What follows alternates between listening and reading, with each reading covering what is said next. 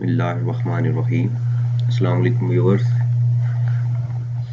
आज हम इंशाल्लाह ताला अपना जो सेकंड चैप्टर है वो स्टार्ट करेंगे। तो पिछले फर्स्ट लेक्चर में हमारे एक दो कंसेप्ट रह गए थे, लेकिन वो इतने इम्पोर्टेंट नहीं है, तो उनको जो है ना जल्दी जल्दी उनका ओवरव्यू ले लेते हैं। फिर हम अपना जो है ना सेकंड चैप्टर स्टार्ट करेंगे आज, जिसका टॉपिक है, इसका टाइटल है जी income tax rates, rebates and deductions. So इन पे हम बात करेंगे। तो सेकंड चैप्टर स्टार्ट करने से पहले मैं आपको ओवरव्यू दे देता हूँ कि हमने पिछले 3 लेक्चर्स में क्या क्या किया था। फर्स्ट ऑफ ऑल हमने अपने फर्स्ट लेक्चर में कवर किया था कि जी टाइप्स ऑफ टैक्स ईयर क्या होती हैं, जिसमें हमने देखा था कि एक स्पेशल टैक्स ईयर था, नॉर्मल टैक्स ईयर था और रेजिडेंशियल टैक्स ईयर था। सेकेंड लेक्चर में हमने बात की कि हम अगर अपना टैक्स ईयर चेंज करना चाहते हैं, नॉर्मल से स्पेशल की तरफ आना चाहते हैं या स्पेशल से नॉर्मल की तरफ आना चाहते हैं, तो उसका तरीक़ेकार क्या है वो हमने डिस्कस किया था। फिर हमने थर्ड लेक्चर में डिस्कस किया था रेजिडेंशियल स्टेटस क्या होता है। तो हमने इंडिविजुअल का देखा था कि रेजिडेंशियल स्टेटस किस तरह, मतलब वो रेजिडेंट बनता है और कितने दिन वो पाकिस्तान में स्टे करे तो वो नॉन रेजिडेंट बनता है। तो इस तरह हमने सारी डिस्कशन की थी कि इसका रेजिडेंशियल स्टेटस क्या होता था इंडिविजुअल का। आज हम सरसरी सा एक ओवरव्यू ले लेते हैं कि कंपनी का रेजिडेंशियल स्टेटस क्या होता है। कहता है कि जी company incorporated in Pakistan, provincial government and local government are resident without any condition. कहते हैं पाकिस्तान में कोई भी कंपनी बनी है प्रोविंशियल लॉ के तहत, गवर्नमेंट के, लोकल गवर्नमेंट के तहत, तो वो सारी जो है ना रेजिडेंट कंसिडर की जाएंगी। ठीक है जी। आगे residential status of association of person का दे, जिसे हम एओपी कहते हैं। तो कहता है कि AOP shall be considered as resident if control and management of the affair is situated wholly और partly in Pakistan in the year. वो कहता है कि कोई भी एसोसिएशन ऑफ पर्सन जो है ना वो रेजिडेंट कंसिडर की जाएगी अगर उसकी मैनेजमेंट जो है ना पूरी की पूरी या कोई थोड़ी बहुत पाकिस्तान में उसको डील किया जा रहा होगा, उसको हैंडल किया जा, कंट्रोल किया जा रहा होगा उसकी मैनेजमेंट को, तो वो पाकिस्तानी पॉइंट ऑफ व्यू के साथ, टैक्स पर्पज के साथ वो रेजिडेंट ही कंसिडर की जाएगी। तो ये था हमारा जो है लेक्चर चैप्टर नंबर 1, इसमें हमने ये सारा कुछ देखा था। आज हम फर्दर मूव करेंगे कि आगे हम कौन सा चैप्टर स्टार्ट करने वाले हैं। वो चैप्टर है जी income tax rates, rebates and reduction. तो आज का हमारा जो डिस्कशन टॉपिक है वो होगा जी टैक्स रेट्स और स्लैब रेट्स।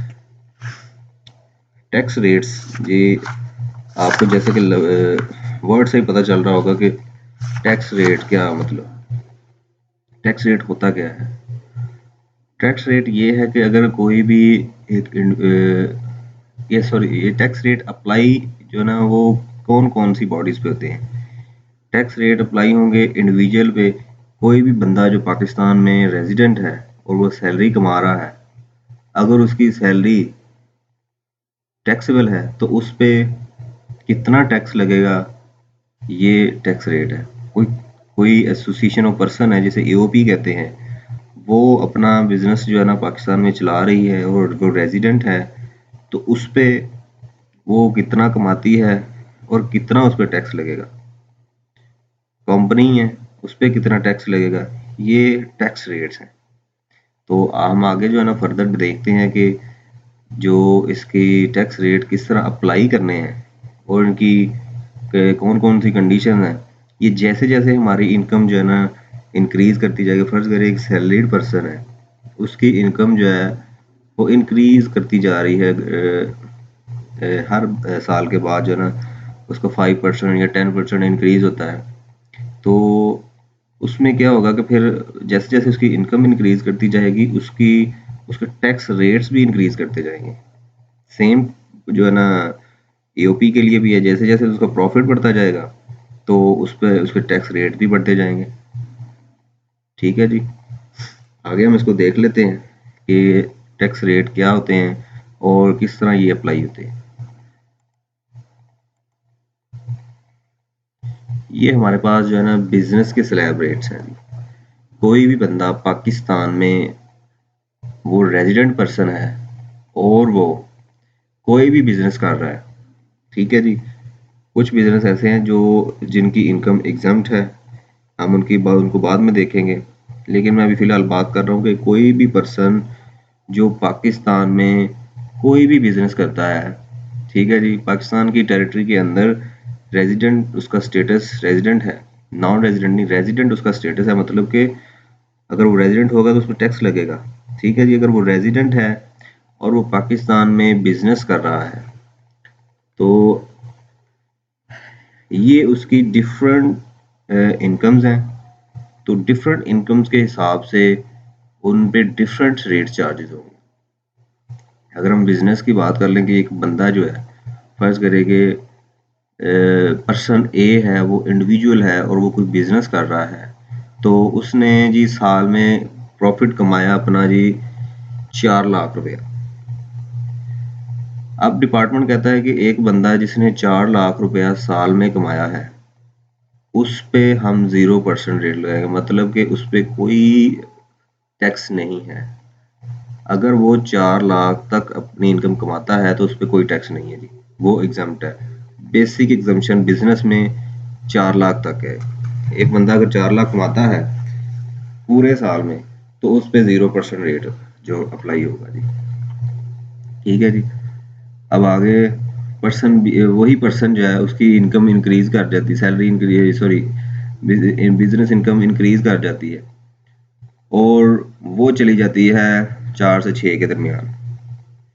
जैसा कि मैंने बताया था कि 4 लाख तक तो उन्होंने कहा है कि गवर्नमेंट ने कहा है कि आप जो है 0% देंगे, मतलब 0% कोई भी नहीं, कोई भी आपको टैक्स नहीं लगेगा। उन्होंने कहा है कि जैसे ही आपकी इनकम 4 लाख से इंक्रीज करेगी, 4 लाख से जितनी ऊपर होगी ना उस पर 5% लगेगा। अब 4 लाख से ऊपर 1 रुपया भी हो सकता है, 4 लाख से ऊपर जो है ना 4,50,000 हो सकता है, 5 लाख हो सकता है, 6 लाख तक। 4 लाख से 6 लाख के दरमियान जितनी भी इनकम होगी उस पर 5% जो है ना उसकी वर्किंग होगी। जैसे कि ये आपको दिखाऊं तो ये देखें, अगर आपकी इनकम 4 लाख है, 4 लाख और 6 लाख के दरमियान, 4 लाख से जितने भी ऊपर, 4 लाख तो एग्जम्प्ट है, 4 लाख तक कोई टैक्स नहीं है। 4 लाख से जितनी भी आपकी इनकम ज्यादा होगी, 6 तक उसकी लिमिट है जी, 6 लाख तक। 4 से 6 के दरमियान जितनी भी आपकी अमाउंट होगी उस पर 5% उस अमाउंट पे आप उसको ज़रब कर लें तो वो आपके पास टैक्स निकल आएगा। ठीक है जी, तो ये देखिए 5% of amount exceeding 4 lakh, 4 lakh से अब जितनी भी एक्सीड करेगी 6 लाख तक उस पर आप 5% जो है ना टैक्स देंगे। आगे फर्दर चले जाएं जी। अब थर्ड ईयर में मेरी इनकम होगी जी 6 लाख से 12 लाख। मैंने एक्सपेक्ट किया कि मेरी इनकम होगी जी 6 लाख से 12 लाख तक। तो अब मैं क्या करूँगा? ठीक है जी, अब मैं क्या करूँगा, अगर मैं वर्कआउट करूँ 4 लाख से ऊपर और 6 लाख तक, तो मेरा 5% जो बनता है वो 10,000 बनता है जी। ठीक है जी, तो 6 लाख तक तो मेरा टैक्स बना 10,000। अब 6 लाख से ऊपर जितनी भी है 12 लाख तक, 6 लाख से एक्सीड अमाउंट जितनी भी होगी 12 लाख तक, उस पर 10% में वर्कआउट करूंगा, एक्सीडिंग अमाउंट 6 लाख। तो 10,000 तो मेरा हो गया जी 6 लाख का टैक्स। 6 लाख में मेरा 10,000 टैक्स आएगा और 6 लाख से ऊपर जितनी भी अमाउंट होगी 12 लाख तक, उस पर 10% वर्कआउट करूंगा तो मेरी टैक्स मेरी टैक्स लायबिलिटी बन जाएगी। ठीक हो गया जी। अब फोर्थ ईयर में आ जाए। फोर्थ ईयर में मैंने कहा कि मेरा बिजनेस बड़ा ग्रो कर गया जी और मैंने इनकम कमाई है जी 12 से 24 लाख के दरमियान। मुझे लग रहा है कि मैं इतनी कमा सकता हूँ। तो अब वो गवर्नमेंट कहती है कि आप पे फिर टैक्स भी ज़्यादा होगा। अगर आप 12 लाख से 24 लाख तक कमाएंगे तो वो कहते हैं कि 12 लाख पे आप का 70,000 टैक्स बनेगा। ठीक है जी, और 12 से ऊपर जितनी भी अमाउंट होगी 24 लाख तक, 12 लाख से ऊपर जितनी भी अमाउंट होगी 24 लाख तक, उस पे 15% आप वर्कआउट करेंगे। 15% of amount exceeding 12 lakh. 12 lakh से आप जितनी भी अमाउंट एक्सीड करेगी उस पर अपने 15% वर्कआउट करना है और उसमें 70,000 ऐड कर देना है, तो आपकी टैक्स लायबिलिटी बन जाएगी। ठीक है जी, 24 लाख तक। अब जैसे कि मैंने अर्ज की कि अब मेरा 5वां साल आ गया जी। 5वें साल में मैंने एक्सपेक्ट किया कि मेरी इनकम होगी जी 24 लाख से 30 लाख तक। तो गवर्नमेंट कहती है अगर आप ज़्यादा कमा रहे हैं तो आप ज़्यादा टैक्स पे करें। तो अब मैं अगर पिछले में मेरी 24 लाख तक टैक्स बना था जी 2,50,000। 24 लाख तक जो मेरा टैक्स बना था वो 2,50,000 बना था। अब 24 लाख से 30 ऊपर जितनी भी अमाउंट है 30 लाख तक, उसमें मैं 20% वर्कआउट करके तो ये 2.5 लाख में ऐड कर दूंगा, तो मेरा टोटल बन जाएगा जी 3,70,000। ठीक है जी। अब मैंने एक्सपेक्ट किया कि मेरा जो बिजनेस है ना वो अच्छा डेवलप हो गया और मैं उम्मीद करता हूँ कि मैं 30 लाख से 40 लाख तक कमा सकता हूँ। ठीक है, गवर्नमेंट ने कहा कि आपने इतना कमाया तो आप पे ज़्यादा टैक्स लगेगा। तो मैंने देखा था कि 30 लाख तो 30 लाख तक तो मेरा बना था 3,70,000 रुपया। अब 30 लाख से ऊपर जितना भी है 40 लाख तक उसका 25% मैं जो है ना वर्कआउट करूंगा। वर्कआउट किस तरह करते हैं, 40 लाख को आप माइनस करेंगे 30 लाख से और जो जो अमाउंट आएगी उसको आपने मल्टीप्लाई कर देना 25% के साथ, तो आपकी टैक्स लायबिलिटी आ जाएगी। फिर उसमें आपने ये 3,70,000 ऐड कर देना है, वो बनेगा 6,20,000 रुपये। इसका मतलब है कि 40 लाख तक मेरा टैक्स बन गया 6,20,000 रुपया। ठीक है जी। अब आ जाए 7वें साल में। अब वो कहता है कि जी मैं उम्मीद कर रहा हूँ कि मेरा जो प्रॉफिट इनकम होगी ना वो 40 लाख से 60 लाख के दरमियान दरमियान हो। ठीक है जी। तो गवर्नमेंट कहती है कि फिर आप मजीद टैक्स दें। तो मैंने वर्कआउट किया था कि 40 लाख तक तो मेरा टैक्स बना था 6,20,000। अब 40 लाख से ऊपर जितनी भी अमाउंट है 60 लाख मतलब 20 लाख रुपया, तो 20 लाख को मैं मल्टीप्लाई कर दूंगा 30% के साथ, तो मेरी जो लायबिलिटी आएगी ना वो उसमें मैं ऐड कर दूंगा 6,20,000। तो दोनों का जो क्लब होगा वो 12,20,000 बन जाएगा। इसका मतलब है 60 लाख तक जो मेरा टैक्स बनेगा जी वो 12,20,000 बनेगा। ठीक है जी। अब 8वें साल में मैंने कहा कि मेरा जो प्रॉफिट है, मेरी जो इनकम है वो हो जाएगी 6 लाख से 6 लाख तक या 6 लाख से ऊपर भी जा सकती है।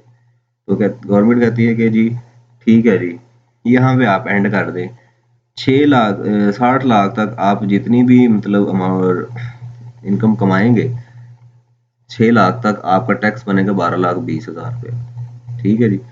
और 60 लाख से ऊपर जितनी भी आप आगे जो है ना 60 लाख से ऊपर जितनी भी अमाउंट या जितनी इनकम आप कमाएंगे उस पे हम, चाहे वो 60 लाख है चाहे वो 90 लाख आ जाए आप कमा लें, चाहे 1 करोड़ कमा लें, 2 करोड़ कमा लें, 3 करोड़ कमा लें, तो आपने फिर क्या करना है कि 60 लाख पे आपने सीधा सीधा 12,20,000 पे करना है और 60 लाख से ऊपर जितनी भी अमाउंट होगी उसको आपने जब मल्टीप्लाई कर देना है 35% के साथ, और जो आपका आंसर आएगा उसको आपने 12,20,000 में ऐड कर देना है, तो वो आपने फिर पे करना है। इसका मतलब है कि 60 लाख तक 60 से ऊपर जितनी भी अमाउंट होगी जितनी भी इनकम होगी उसको हमने 35% के साथ वर्कआउट करके अपनी टैक्स लायबिलिटी निकालनी है।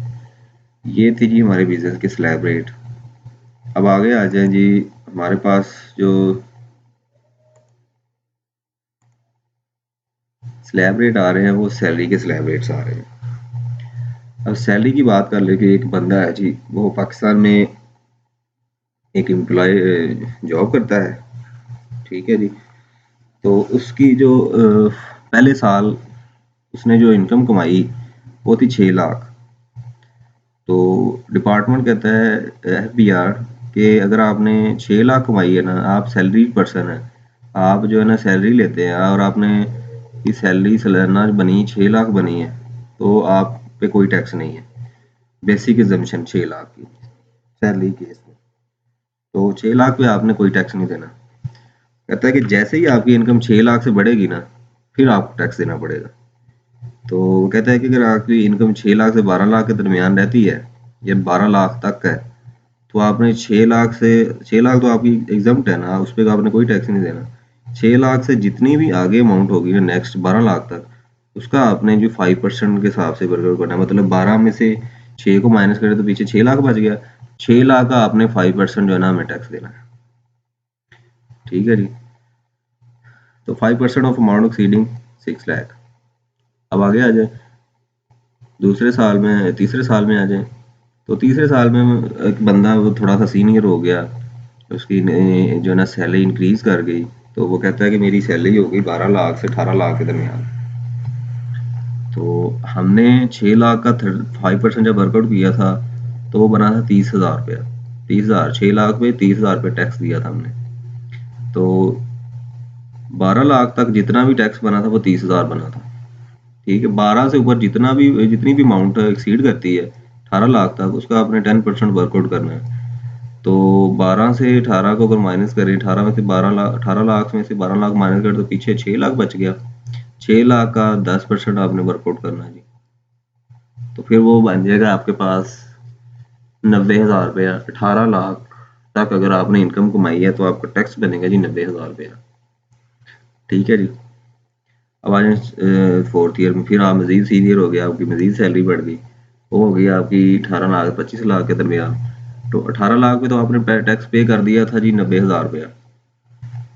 अब 18 से ऊपर जितनी भी अमाउंट आएगी एक्सीड करेगी, उसका आपने 15% वर्कआउट करना है, और उसको वर्कआउट करने के बाद 90,000 में ऐड कर देना है। तो आपका टैक्स बनेगा जी 25 लाख पे आपका टैक्स बनेगा 1,95,000 रुपया। आप कैलकुलेटर अपने पास रखें तो आप साथ साथ वर्किंग करते जाएं। मेरे लिए यहाँ थोड़ा सा इम्पॉसिबल है वर्किंग करना, तो इसलिए मैंने पहले ही वर्किंग करके रखी हुई है। तो आप साथ साथ जब वीडियो देखें तो उसको साथ साथ अगर आप टैली करते जाएंगे तो ये आपके लिए एक अच्छी अंडरस्टैंडिंग हो जाएगी आपकी। तो अब आप 5th ईयर में आ जाएं। 5th ईयर में आप मज़ीद जो है ना प्रमोशन आपकी हो गई, आपकी सैलरी होगी जी 35 लाख तक। तो आपने 25 लाख पर टैक्स दिया था 1,95,000 रुपया। तो 25 लाख से ऊपर जितनी भी अमाउंट होगी 35 लाख तक, मतलब 10 लाख आपकी इनकम इंक्रीज हुई। तो इनकम 10 लाख इंक्रीज हुई है ना, उस पर आपने 17.5% टैक्स देना है। तो आप क्या करेंगे, 10 लाख को मल्टीप्लाई कर देंगे 17.5% के साथ, और उसमें 1,95,000 ऐड कर देंगे, वो बन जाएगा 3,70,000 रुपया। ठीक है जी। तो 6 ईयर में आपकी मजीद प्रमोशन होगी, आपकी इनकम सैलरी इनकम होगी जी 50 लाख रुपया। ठीक है, आपने 35 लाख पे टैक्स दिया था 3,70,000 रुपया।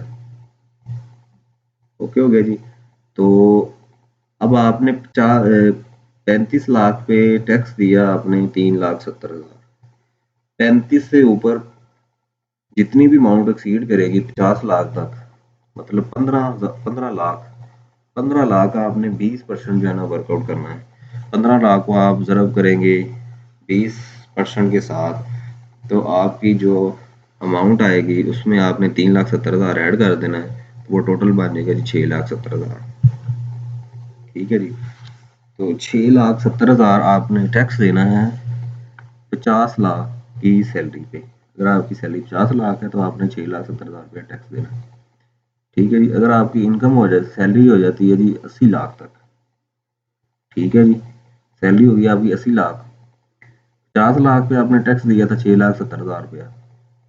50 से 80, 50 से ऊपर जितनी भी 80 तक 30 लाख रुपया। 30 लाख का आपने 22.5% वर्कआउट करना है, और जो वर्कआउट करके अमाउंट आएगी उसमें आपने 6,70,000 रुपया ऐड कर देना है। तो वो बनेगा 12,20,000 रुपया। इसका मतलब है कि 80 लाख पे आपने टैक्स देना है 12,20,000 रुपया।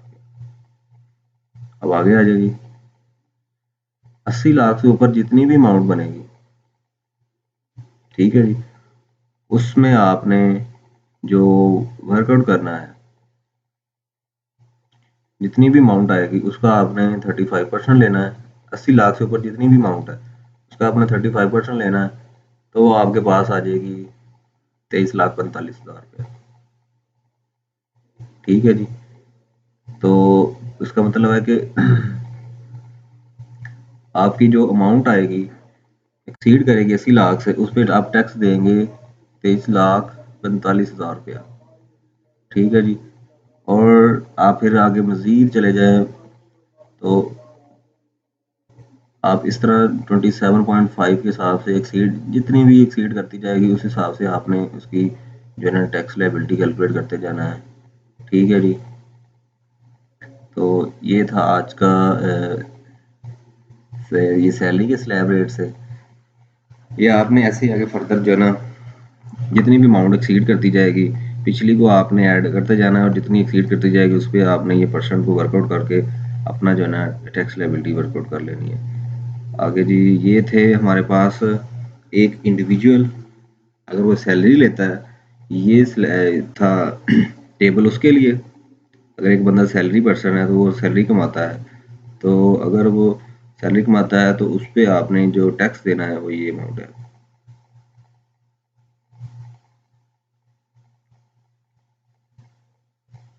ठीक है जी। तो अगर आपकी सैलरी बन जाए आपके पास जो है वो बनती है जी 7 करोड़ 50 लाख रुपए सैलरी है आपकी वेट करें। तो 7 करोड़ 50 लाख में आपने जो है ना उस पर जितनी भी अमाउंट एक्सीड करेगी उसका आपने 35% वर्कआउट कर लेना है। तो ये आपने इस अमाउंट में ऐड करके अपनी टैक्स लायबिलिटी निकाल लेनी है। ठीक है जी। और जो पीछे हमने दो टेबल पढ़े थे वो थे इंडिविजुअल के लिए और एसोसिएशन ऑफ पर्सन के लिए। अगर कोई भी एसोसिएशन ऑफ पर्सन या एओपी जिसे हम कहते हैं वो अपना बिजनेस करती है, ठीक है, तो उस पर जो टैक्स रेट लगेगी वो ये वाला स्लैब रेट लगेगा। या कोई इंडिविजुअल है बंदा वो बिजनेस करता है उस पर भी ये लगेगा। ठीक है जी। अगर एक सैलरीड पर्सन है सैलरी कमाता है और वो जॉब करता है और उसे इनकम आती है तो उस पर ये वाला स्लैब रेट लगेगा जी, सैलरी स्लैब रेट। ठीक हो गया जी। हमने बात की थी कि जो बॉडीज हैं जिन पे टैक्स लगता है वो इंडिविजुअल है, एओपी है और कंपनी है। हमने इंडिविजुअल और एओपी की तो बात कर ली लेकिन हमने कंपनी की बात नहीं की। अब कंपनी की बात कर लेते हैं जी। देखते हैं कि in tax rate for companies. Income tax rate for a company is 29%। No basic assumption is available to a company. जैसा कि हमने देखा था कि बिजनेस के केस में अगर एक बंदा बिजनेस करता है तो उसको उसकी 4 लाख तक अमाउंट थी एग्जाम्प्ट, उस पर कोई टैक्स नहीं था।